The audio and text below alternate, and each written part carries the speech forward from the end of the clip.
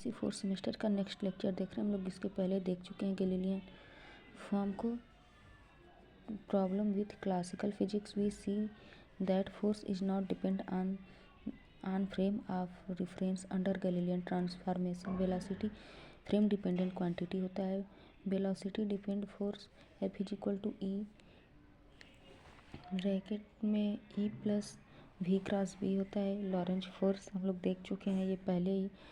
फिर going from one frame to another frame of reference velocity change, hence force is also change. This is the first problem we face. Second problem Maxwell equation gives इतना speed of light depend on fundamental constant mu and epsilon naught in vacuum. Relativity velocity for light। हम लोग observer एक लेते हैं case one के लिए और एक यू है यहाँ। कोई ये इस स्पीड से इधर जा रहा है और लाइट ऐसे आ रहा है। तब in this observer observe the speed of light to be c. ये ऑब्जर्वर को ऑब्जर्व होगा लाइट की स्पीड सी।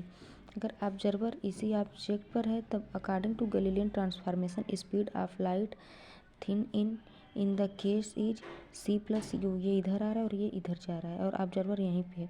ये भी जिस स्पीड से जा रहा है उसको ऑब्जर्व होगा, ये भी तो सी प्लस यू हो जाएगा। और यहाँ ये यही है रुका हुआ और ये जा रहा है और ये आ रहा है।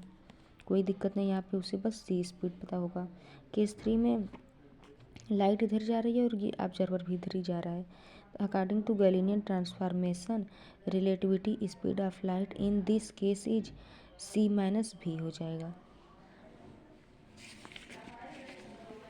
आप लोग चैनल को सब्सक्राइब करिएगा, हम डेली का डेली लेक्चर डालते रहेंगे। आप देखिए according to Galilean transformation speed of light is change from one frame reference to another frame reference. But what about c is equal to 1 में under root epsilon naught mu naught if the expression for c is valid in all frames means observer in the above three cases with the some expression and the tell that the speed of light do not change appear to the same of the all observer.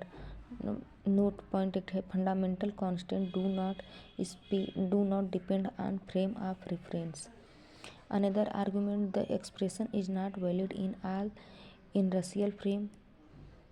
This expression is valid only in certain speed from frame of reference. From this argument would imply that from electromagnetic point of view there may be a preference or special form in which the expression of speed of light may be valid. Special frame. This special industrial frame, if it exists, may be through to signify absolute rest.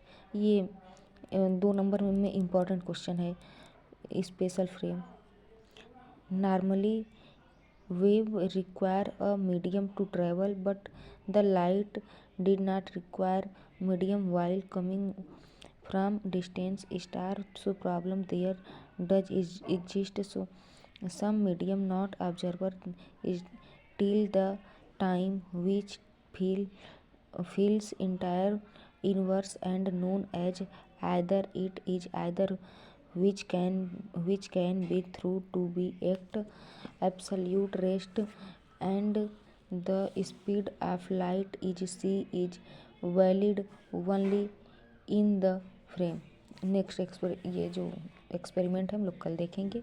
आप लोग channel को subscribe करिए। इसके पहले का भी lecture आप लोग देख लीजिएगा। गैलीलियन ट्रांसफॉर्मेशन हमने बताया है और ये इम्पॉर्टेंट एग्जाम के आप भी उसे आप लोग इसको देख लीजिएगा। चैनल को सब्सक्राइब करें।